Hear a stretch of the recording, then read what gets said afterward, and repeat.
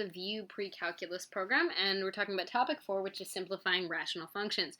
So before we get into rational functions, we're just going to do a little crash course in what we know about fractions already, as just a reminder of how fractions work. So if you're adding or subtracting two fractions, the easiest thing to do to simplify them is to get a common denominator. So in the case of A, my denominators are 3 and 5. They have no common multiple other than 15, right? There's no factor shared between them except for 3 times 5. So what I'm going to do is I'm going to times the second fraction by 3 over 3, and I'm going to times the first fraction by 5 over 5, right? And what that's going to give me is a 5/15 plus a 6/15, which gives me an 11/15, right? Now that's a skill that we're going to learn how to do with rational functions in a sec.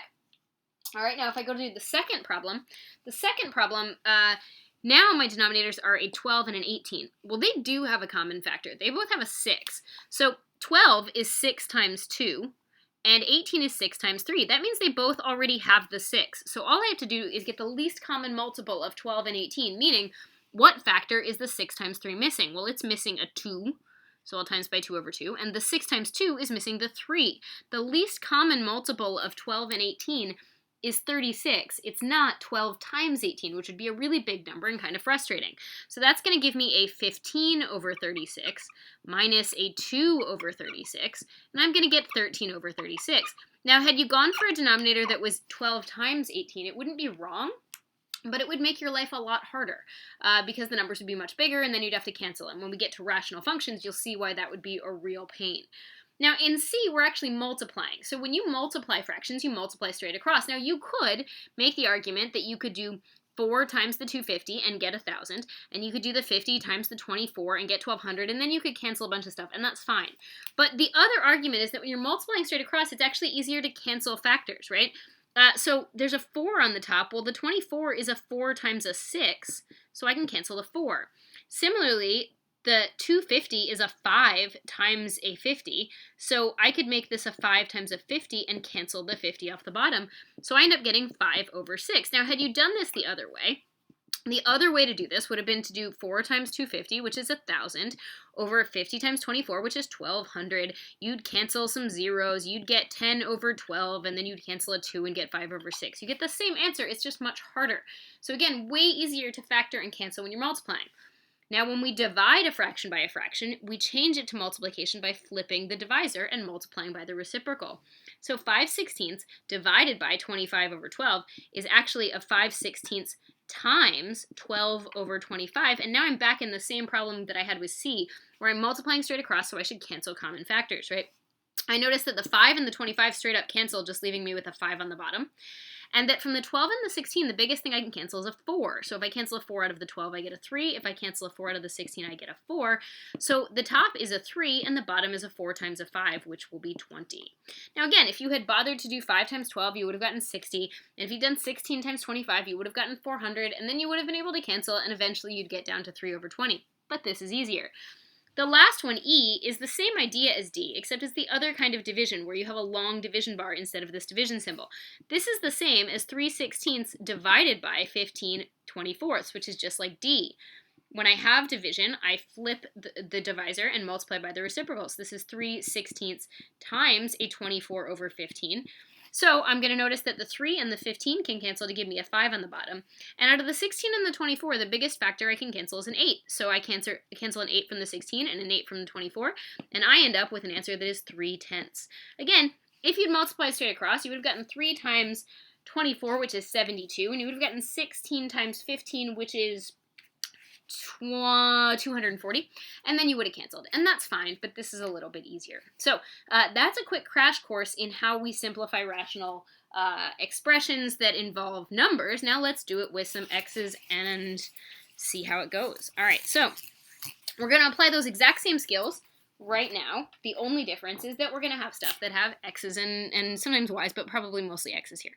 So in example 1, we're going to simplify 3 over x minus 5 plus x over x plus 1. Well, this is the same basic setup we had in the first part of our practice problem that we just went through in part A. These factors have nothing in common. So in order to get a common denominator, I need to multiply the whole first fraction by the factor of this guy, the x plus 1. So I'm going to multiply by an x plus 1. And I need to multiply the whole second fraction by the x minus 5. So what's going to happen as a result of that is the top is now going to be a 3x plus 3, right? Because the 3 is going to get distributed to both of those. Plus, this will become an x squared minus 5x, x squared minus 5x, right? All over x minus 5 times x plus 1. Or x plus 1 times x minus 5, it doesn't matter, but you only write the denominator once. So, if we come back over here, when I clean this up, that's an x squared minus a 2x plus a 3, all over x minus 5 times x plus 1. Now, the answer is totally fine. If you want to FOIL out the denominator, you can. The top does not actually factor because you'd only be able to use a 1 and a 3, and if they have the same signs, there's no way they're going to give you a -2. So this is totally fine. If you want to FOIL out the bottom, you could also write your answer with the denominator FOILed, which would be x squared minus a 4x minus a 5. Now, I'm going to argue that this answer is better, and the reason I'm going to argue this answer is better is that generally we'd rather have a factored answer. Factored answers are more useful to us as we move forward in math. Not always, but most of the time. All right, so let's walk through example 2. All right, so same idea in example 2, but example 2 is kind of going to mirror what we saw in part B, right? In part B, we saw that there was a common factor. So if we look at example 2, I have a 3 over x squared plus 3x plus 2 minus a 2 on top of this x squared minus 1. So these two denominators have factors in common. If I factor the denominator of this 3 expression, I'm going to get an x plus 1 and an x plus 2. Right? And I'm not going to go into the details of factoring. We did that in a previous video. As I mentioned, it's a skill that you want to get pretty quick at because you're going to have to use it in problems like this. And x squared minus 1 is going to be an x plus 1, x minus 1 because it's a difference of squares. So what I want you to notice is that both of my factors have this x plus 1. So the thing that each one of the denominators is missing is just the other factor. This factor has both the x plus 1 and the x plus 2, but it's missing the x minus 1. So I'm going to times by an x minus 1 over an x minus 1. This denominator has the x plus 1 already and the x minus 1, but it's missing the x plus 2. So I'll times by an x plus 2 over x plus 2. When I do that, my numerator is now going to be a 3x minus 3, because I have to distribute that 3, and then this is a -2, so it'll be a -2x minus 4, all over the denominator, which is an x plus 1 times an x plus 2 times an x minus 1. And honestly, I don't see a great reason to FOIL that out. I am going to clean up the numerator a little bit. So my answer in example 2 is going to be 3x minus the 2x, so that's x, -3 and -4 is a -7, and then I'm going to leave that over an x plus 1 times an x plus 2 times an x minus 1. That's the best version of this answer. Now, you could FOIL out the bottom if you want. There's nothing wrong with it. If you FOIL it out, it's easier to FOIL the difference of squares first, right? It's easier to make this x minus 7.